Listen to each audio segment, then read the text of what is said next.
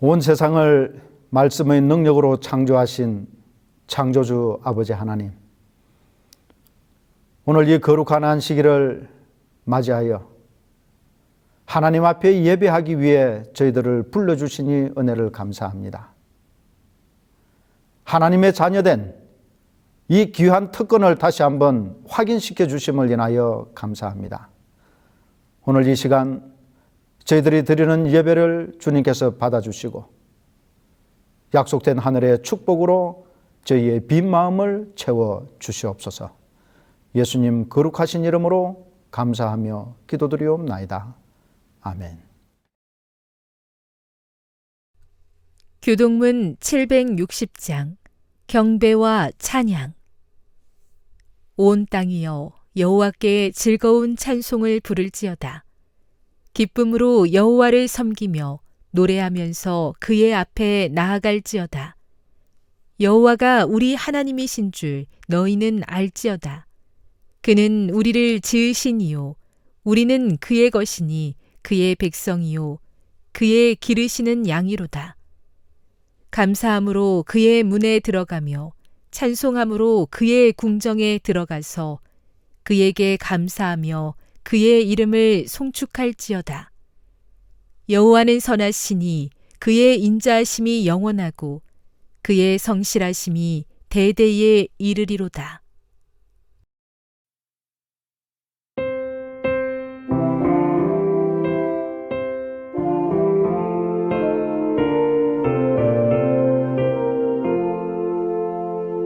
다 기뻐하여라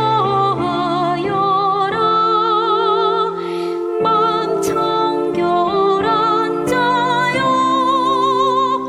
왕 대신 예수 십자가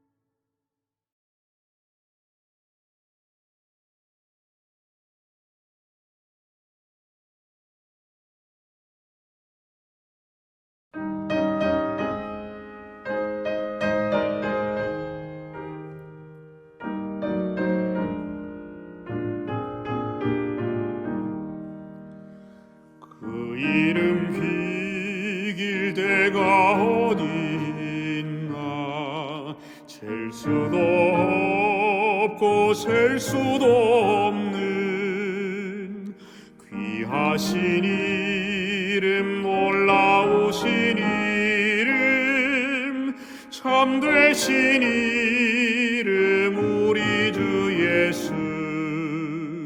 주 예수 이름 내가 생각할 때 내 마음 속에 기쁨 넘치네. 우리의 소망 구원 되신 예수, 그 이름 비길 데 어디 있나. 비탄에 빠진 가련한 내 영혼, 슬픔의 안개에 지고 나와 샘솟는 새 생명을 다시 얻어 쓰라린 상처함으로 떠나.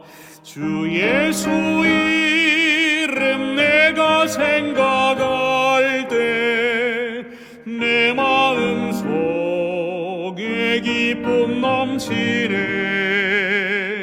우리의 소망 구원 되신 예수, 그 이름 비길 데 어디 있나.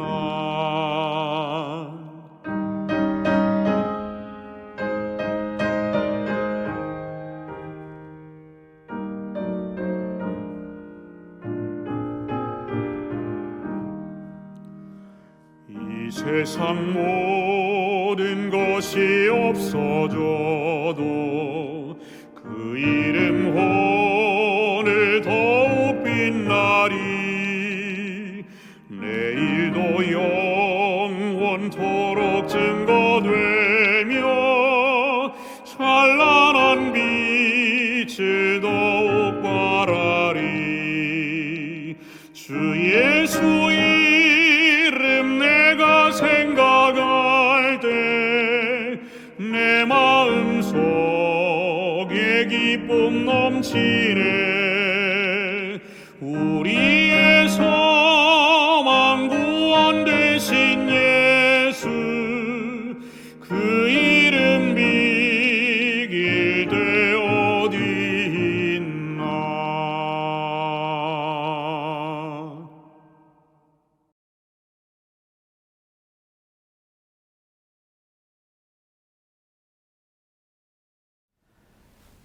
안녕하십니까?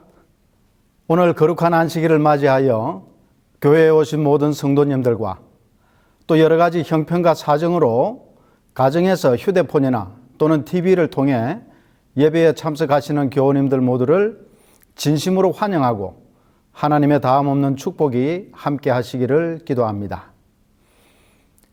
먼저 오늘 한 가지 질문을 드림으로 말씀을 시작하도록 하겠습니다. 여러분께서 집에서 함께 사는 자녀들이나 또는 모시고 사는 부모님께 부탁할 일이나 또 다른 일이 있어 부를 때 대답이 없으면 어떤 반응을 보이십니까? 저 같은 경우는 한두 번은 일상적인 목소리로 부릅니다. 그런데 대답이 없으면 목소리가 커집니다. 그래도 대답이 없으면 아주 날카로운 소리로 변합니다. 그런데 그래도 대답이 없으면 덜컥 걱정이 됩니다. 혹시 무슨 일이 생겼나? 어디가 아픈가? 하면서 급히 가보게 됩니다. 여러분의 집에 불이 나거나 또는 갑자기 식구 중 한 사람이 쓰러지면 어떻게 합니까? 즉시 119로 전화를 하게 됩니다. 그런데 119에 아무리 전화를 해도 받지를 않으면 어떨까요? 처음에는 빨리 좀 받아라, 빨리 좀 받아라 라고 하면서 빨리 전화 받기를 바라며 초조하게 기다립니다. 그러나 계속해서 응답이 없으면 그 다음 반응은 어떻게 됩니까?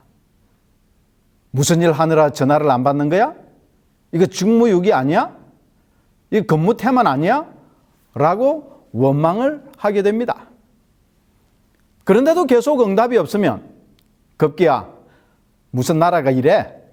담당 공무원 고발할 거야 라고 하면서 불같이 화를 내게 됩니다.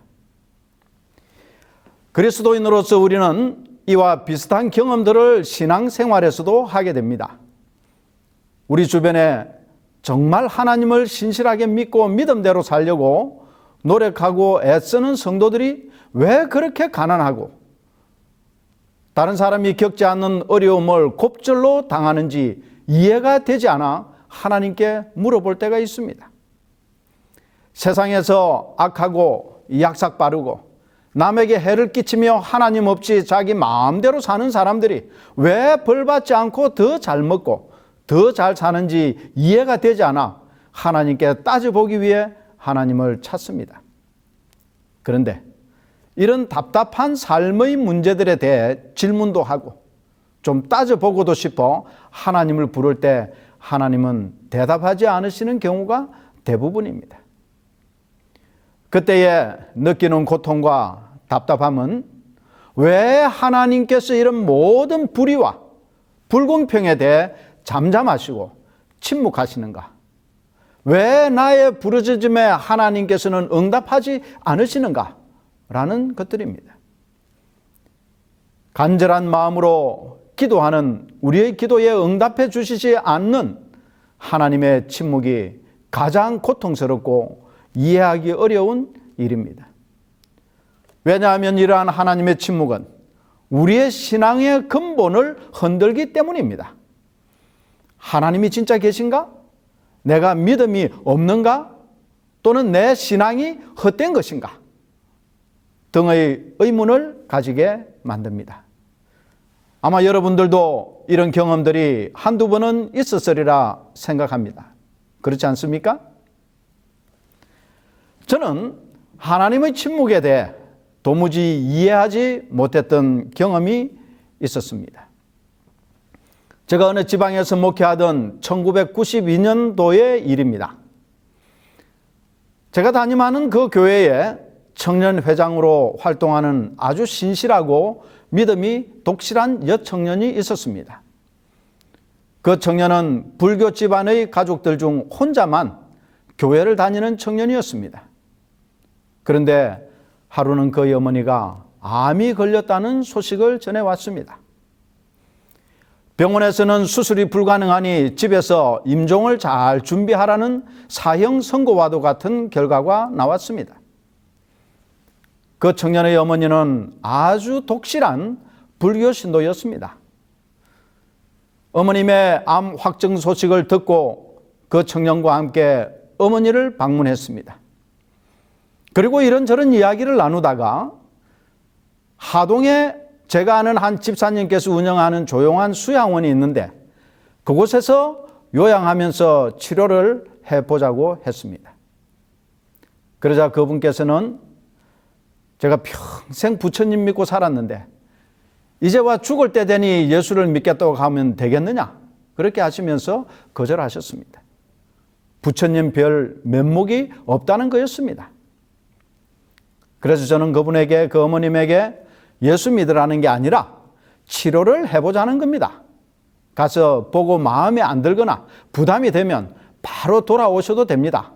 라고 겨우겨우 설득하여 함께 수양원으로 갔습니다. 당시에 꽤 유명한 직장에 다니던 그 청년의 언니인 큰딸이 다니던 직장을 그만두고 어머님 병 간호를 위해 같이 하동에 있는 수양원으로 갔습니다. 이분들을 모셔다 드리고 저는 돌아와서 개인적으로 금식하며 정말 간절히 기도했고 또 우리 교회 교우님들도 열심히 그 청년의 어머니의 회복을 위해 심야 기도도 하고 철야 기도도 하는 등 많은 기도를 드렸습니다. 그러나 안타깝게도 몇 달 뒤에 그분은 돌아가셨습니다. 물론 병원에서 예상했던 것보다는 좀 더 오래 사시다가 돌아가셨습니다. 장례 설교를 준비하면서 정말 갈등이 심했습니다. 왜 내 기도에 응답이 없을까? 왜 하나님께서 우리 교회가 합심하여 기도한 이 일에 대해 아무런 응답을 하시지 않는가? 내가 기도에 능력이 없는 사람인가? 기도에 능력도 없으면서 목회 사역을 계속할 수 있을까? 이런 많은 고민과 자책과 무능함에 괴로워하면서 지냈던 경험이 있습니다. 그런데 이런 문제와 고민은 나만의 고통과 괴로움만은 아니었습니다. 성경에 보니 그런 경험을 한 사람들이 많이 있다는 것을 발견했습니다. 하나님께 부르짖을 때 응답하지 않으시고 침묵하시는 경우가 매우 많이 있었다는 것을 알게 되었습니다. 그 중에 몇 가지를 살펴보면 첫 번째로 이스라엘 초대왕 사울의 경우입니다. 한 번은 이 이스라엘 군대가 블레셋 군대의 공격에 두려움을 느꼈습니다. 사울 왕은 두려움 가운데 하나님께 도움을 구하며 어떻게 해야 할지 기도했으나 불행하게도 하나님께서는 아무런 응답이 없었습니다. 하나님께서 침묵하셨습니다. 성경 사무엘상 28장 6절에 있는 말씀을 보면 사울이 여호와께 묻자오되 여호와께서 꿈으로도 우밈으로도 선지자로도 그에게 대답하지 아니하셨다고 기록되어 있습니다. 그래서 이 사울 왕은 두려움과 답답함을 견디지 못해서 엔돌이라는 곳에 신접한 여인을 찾아가 도움을 구했으나 결국 전쟁에서 패배하고 스스로 목숨을 끊는 비극적 최후를 맞이했습니다. 두 번째 인물은 이스라엘 역사에서 가장 유명한 다윗 왕입니다. 이 다윗 왕은 참 파란만장한 삶을 산 사람입니다. 이 다윗만큼 다양한 환경 속에서 온갖 일들을 겪은 사람을 찾기는 아마 어려울 것입니다. 목동에서 임금의 사유가 되었으나 장인인 사울 왕으로부터의 죽음의 추격을 당하고 우여곡절 끝에 마침내 왕위에 오릅니다. 그러나 또다시 아들의 반역에 이어서 도망을 가야 하고 정말 다양한 위기와 환난과 어려움 속에서 그는 하나님께 부르짖는 경험이 있었습니다. 그러나 모든 그의 부르짖음에 하나님께서 응답하신 것이 아니었습니다.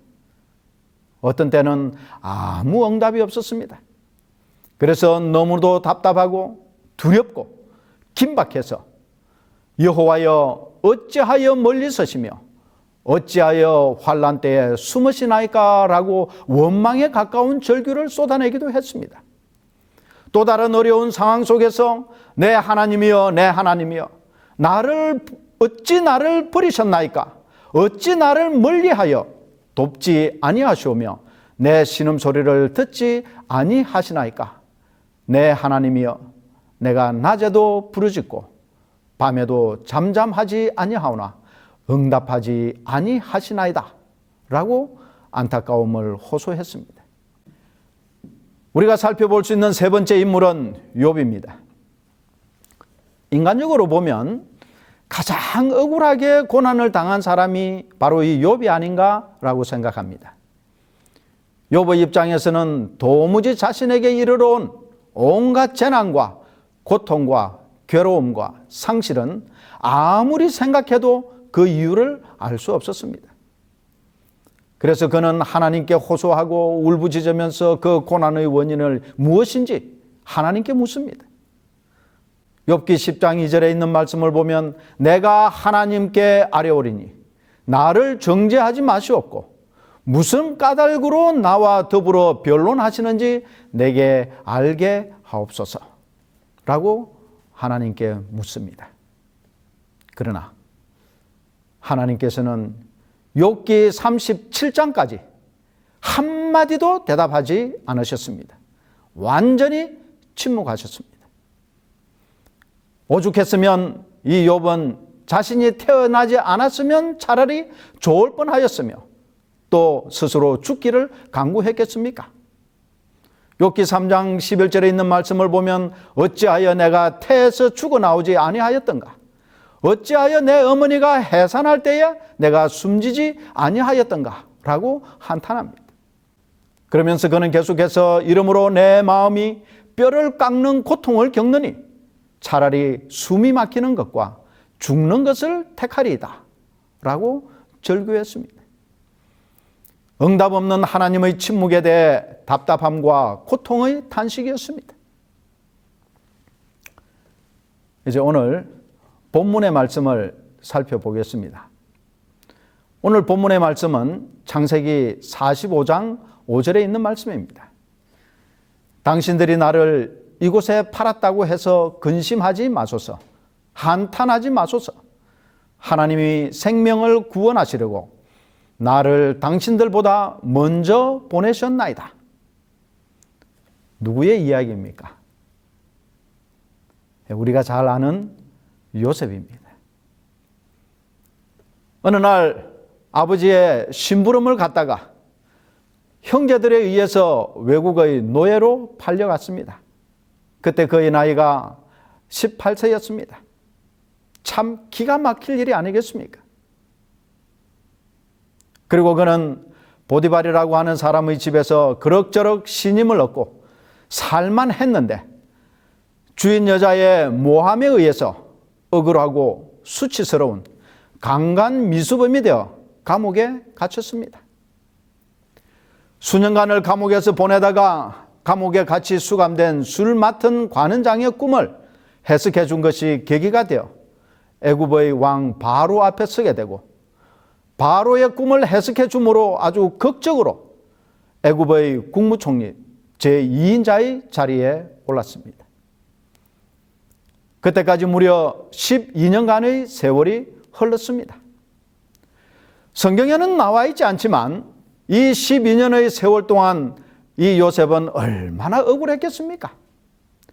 내게 닥친 이런 불행이 일어난 원인이 무엇인지, 내가 뭘 잘못해서 이런 고통을 당하는지 얼마나 간절한 마음으로 하나님께 묻고 따지지 않았겠습니까? 그러나 이 요셉의 울부짖음에도 하나님은 응답하지 않으셨습니다. 침묵하셨습니다. 무려 12년간이나. 당시 최강대국인 이집트의 제2인자로서 권세와 권력과 힘을 얻었으니 이제 어깨에 힘을 좀 주고 의시되면서 하나님께 보란 듯이 포음을 잡을 만하지 않았을까요? 자신을 외국의 노예로 팔아버린 인간 말종 같은 형제들에게 복수를 하고 자신을 무고하게 누명을 씌워 감옥에 가게 만든 보디발의 부인을 처형할 수 있지도 않았을까요? 그에게 어려움을 주고 힘들게 하고 그를 무시하고 조롱하고 부려먹었던 사람들을 적폐로 몰아 일거에 다 척결할 수 있는 권력과 권세를 그 손에 가졌습니다. 그러나 성경 어디에도 요셉이 이런 개인적인 화풀이와 복수를 했다는 기록은 없습니다. 오늘 본문의 말씀처럼 그는 오히려 자신이 비록 형들에 의해서 외국의 노예로 팔려왔지만 그 모든 것이 다 하나님께서 아버지와 형제들을 구원하기 위해 미리 보내신 것이라고 이해하고 있었습니다. 얼마나 놀라운 통찰력입니까? 12년의 고통의 시간에 하나님께서 침묵하신 것이 아니라 요셉을 위해 일하고 계셨던 것입니다. 비록 요셉 자신도 온전히 하나님의 계획과 그분께서 역사하고 계신다는 것을 몰랐지만 12년의 세월이 지나서 자신이 애굽의 총리가 되고 7년 기근이 와서 아버지와 형들을 만나고 그들을 기근에서부터 구할 수 있게 된 것이었습니다. 하나님께서 하신 일임을 깨달은 것입니다.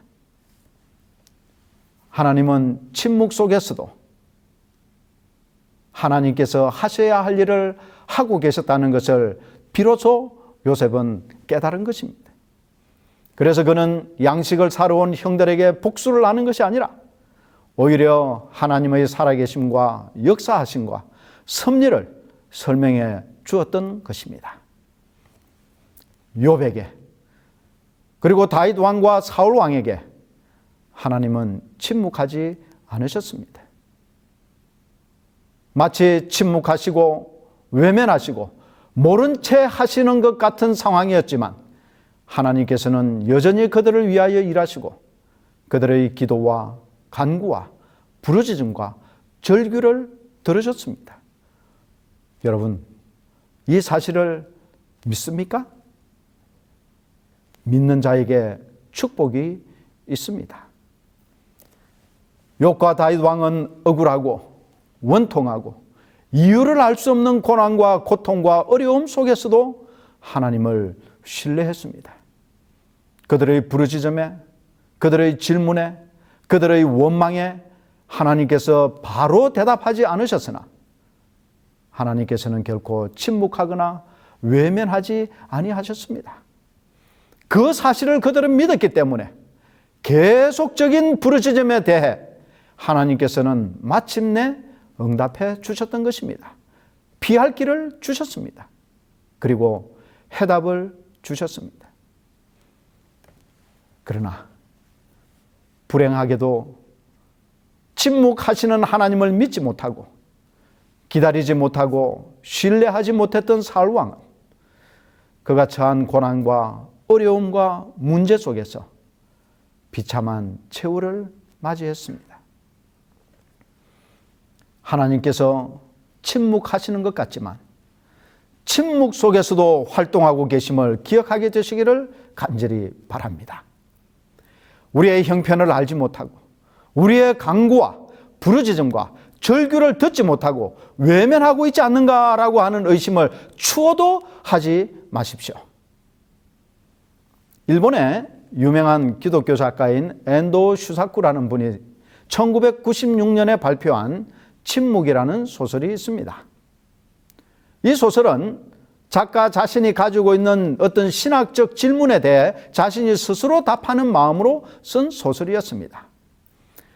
그 내용을 간단하게 보면 일본의 기독교 천주교가 들어오게 되고 일본 정부는 천주교를 탄압하고 박해할 때였습니다. 그때 신도들을 살리기 위해서 배교한 두 신부, 페리라라는 신부와 로드리고라는 신부에 대한 이야기입니다. 기독교인을 핍박하는 일본인 이노무에라고 하는 최고 권력자가 로드리게 신부에게 이렇게 말했습니다. 마음속으로 무엇을 믿든 간에 상관없이 후메라고 하는 그 예수님의 얼굴이 새겨져 있는 동판을 밟고 지나가면 로드리고 신부 자신뿐만 아니라 고문을 당하고 곧 사형을 당하게 되는 다른 신도들도 바로 석방해 주겠다는 제안이었습니다. 예수님의 얼굴이 그려진 동판을 밟고 지나가는 것은 곧 배교하는 것, 기독교 신앙을 포기하겠다는 것을 의미하는 것이었습니다. 이 절박한 순간에 신부로서 배교하는 것만이 신도들을 살리는 유일한 방법이었기 때문에 이 로드리고 신부는 그의 스승인 페리라의 성인하에 예수님의 성화를 밟았고 신도들은 석방되었습니다. 그런데 이 신부가 예수님의 성화를 얼굴을 밟는 그때에 하나님의 음성을 듣습니다. 마치 베드로가 예수님을 부인하고 저주함으로 배반하던 그 순간에 닭 울음소리를 들었듯이 하늘로부터 들려오는 음성을 듣는 것입니다. 그 음성은 이렇습니다. 밟아도 좋다. 나는 너희들에게 밟히기 위해 태어났고 너희들의 아픔을 나누기 위해 십자가를 짊어진 것이다. 그 신부는 배교의 순간에 하나님을 만나고 그분의 음성을 듣는 희열을 경험했습니다. 로드리고 신부의 배교에 대한 소식을 접한 교단 본부는 그를 배교자로 정지했습니다. 그러나 하나님께서는 그들을 감싸시고 옹호하신다는 그러한 내용입니다. 그 소설의 마지막은 이렇게 끝맺습니다. 하나님께서 하신 말씀입니다. 나는 침묵하고 있었던 게 아니라 함께 고통을 나누고 있었을 뿐이다. 멜 깁슨이라는 영화 감독이자 배우가 만든 영화 패션 오브 크라이스트가 있습니다. 아마 여러분들께서도 한 번쯤은 보셨거나 그 영화의 제목을 들어보셨으리라고 생각합니다. 이 영화에 대해 어떤 비평가들은 예수님의 고난 장면을 지나치게 사실적으로 묘사하고 적나라하게 표현한 영화라는 비판을 받기도 했는데, 이 영화의 마지막 장면에 예수님께서 울부짖으며 운명하실 때 한 방울의 물이 하늘에서부터 떨어집니다.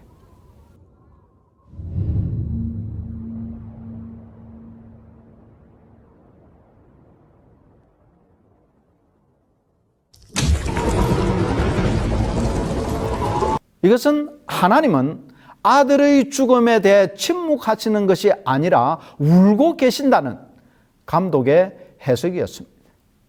즉, 하늘에서 떨어진 한 방울의 물은 하나님의 눈물로서 하나님께서 자신의 아들이 울부짖으며 죽어가는 그 현장을 지켜보고 계시다는 메시지를 전하고자 한 것입니다. 역사가 찰스 버든이라는 사람은 이렇게 말했습니다. 꽃이 꿀벌에게 꿀을 빼앗기는 그 순간에도 하나님은 수정의 신비를 주신다. 하나님은 침묵 속에서도 일하시고 우리와 함께 하십니다. 다시 제 이야기로 돌아가서 대구에서의 그 청년의 어머님이 돌아가시고 의문과 갈등 속에서 장례식 설교를 했습니다. 그런데 설교가 마치고 남편분이 자신이 할 말이 있는데 좀 해도 되겠느냐고 물었습니다. 그래서 저는 그냥 감사 인사를 하려고 하는구나라고 생각을 하고 그러시라고 대답을 하고 앞으로 나오도록 했습니다. 그분이 나와서 마이크를 잡더니 갑자기 눈물을 흘리시는 것입니다. 그러면서 하시는 말씀이 자기도 이제 교회를 나가겠노라고, 하나님을 믿겠노라고 신앙 고백을 하는 것이었습니다. 그 당시 그분은 대구은행의 대구 경북지구 최고 책임자였습니다. 아내와 함께 독실한 불교 신자였던 그가 제가 한마디 전도도 하지 않았는데 교회를 나오겠다는 고백을 하는 것이었습니다. 깜짝 놀랐습니다. 그리고 그 어머님을 함께 간호했던 큰딸이 침례를 받겠다고 했습니다. 그리고 침례를 받고는 교인이 되었고 목사 사모가 되었습니다. 하나님은 침묵하지 않으셨습니다. 나의 간절한 기도와 우리 성도님들의 간절한 기도를 외면하거나 부르짖으며 침묵하는 하나님이 아니셨습니다. 우리와 함께 하시고 우리의 기도를 들으시고 우리의 부름에 응답하셨습니다. 마크 밀러라는 교수가 1945년 독일의 유대인 수용소 지하의 벽에 있는 낙서를 보고 감동을 받아 곡을 붙여 만든 노래가 있는데 그 노래의 제목이 I Believe, 나는 믿네라는 노래입니다. 그 노래의 가사를 일부 소개해 드리고자 합니다. 나는 태양이 비치지 않을 때에도 태양이 있는 것을 믿노라. 나는 사랑을 느낄 수 없을 때에도 사랑이 있는 것을 믿노라. 나는 하나님께서 침묵하실 때에도 하나님께서 살아계심을 믿노라. 여러분의 부르짖음과 기도와 간구에 하나님께서 침묵하시는 것처럼 느낄 때가 있습니까? 의심이 생기십니까? 하나님의 침묵을 견디내지 못하고 답답해 하십니까? 안절부절하지 못하며 불안하고 두려워하며 낙담하고 절망하십니까? 하나님의 침묵은 결코 절망이 아닙니다. 태양이 비치지 않아도 하늘에는 태양이 있듯이 하나님께서 침묵하실 때도 하나님께서는 살아계시고 역사하심을 믿으시기를 바랍니다. 하나님의 하시는 일은 지금은 보이지 않을 수도 있고, 아무리 우리가 하나님을 불러도 하나님의 음성을 지금 듣지 못할 수도 있지만, 지나고 뒤돌아보면 세심하게 하나하나 하나님의 섭리 가운데서 이루어진 나의 삶이었음을 볼 수 있습니다. 요셉이 총리가 되어 그의 형들을 만났을 때에 그는 비로소 하나님의 섭리를 깨닫게 되었습니다. 침묵 속에 외면하고 계셨던 분이 아니라 함께 하시고 그를 위한 인생 여정을 설계하시고 지도하신 분임을 깨달았던 것입니다. 오늘 혹 여러분 가운데 침묵하시는 하나님을 인해 실망하거나 좌절하여 믿음에서 떠나고자 하는 유혹을 받으시는 분이 있다면, 요셉이 발견한 침묵 속에서도 역사하시는 하나님을 믿는 확고한 믿음을 가지게 되시기를 간절히 기도합니다. 정직하고 의로운 사람들이 고난을 받고 불의한 자들이 큰 소리치고 활개를 치는 오늘이지만, 하나님은 여전히 침묵 중에 계신 것 같이 여겨질 때가 있습니다. 그러나 우리는 분명히 믿습니다. 침묵 중에도 섭리하시고 침묵 중에 역사하시는 하나님이 계시다는 것을, 마치 검은 비구름이 온 하늘을 뒤덮고 장대비를 쏟아부어도 그 비구름 너머에 찬란한 태양이 있는 것을 아는 것처럼, 우리의 약한 부르짖음에도, 아무도 나를 도와주지 않는 고립무원의 상황에 처한 것 같은 고통의 순간에도 여전히 우리의 부르짖음에 귀 기울이시고 구원하기 위해 역사하시는 하나님이 계시다는 사실을 굳게 믿는 믿음을 가지게 되시기를 간절히 기도드리는 바입니다. 이 믿음으로 새로운 한 주를 살 때 승리하는 삶을 사는 여러분과 제가 되기를 간절히 바라면서 말씀을 마치겠습니다. 감사합니다.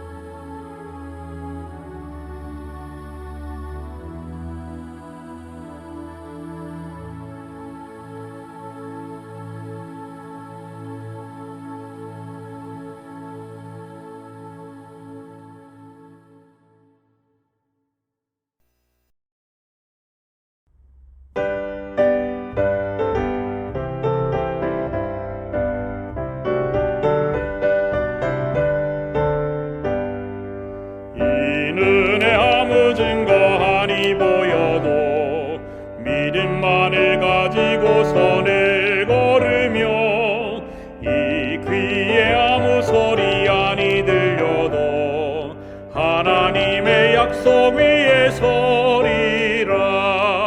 걸어가세 믿음 위에 서서 나가세 의심 버리고 걸어가세 믿음 위에 서서 눈 가기에 아무 증거 없어도 이 눈에 보기에는 이미 얻은 증거대로 늘 믿으며 이 맘에 의심 없이 살아갈 때에 우리 소원 주 안에서 이루리. 걸어가세 믿음 위에 서서 나가세 나가세 의심 버리고 걸어가세 믿음 위에 서서 눈과 귀에 아무 증거 없어도 당신의 거룩함을 두고 맹세한 하나님의 언약하심 진실하니 그 귀한 모든 약속 믿는 자에게 능치 못할 무슨 일이 있을까. 걸어가세 믿음 위에 서서 나가세 나가세 의심 버리고 걸어가세 믿음 위에 서서 눈과 귀에 아무 증거 없어도.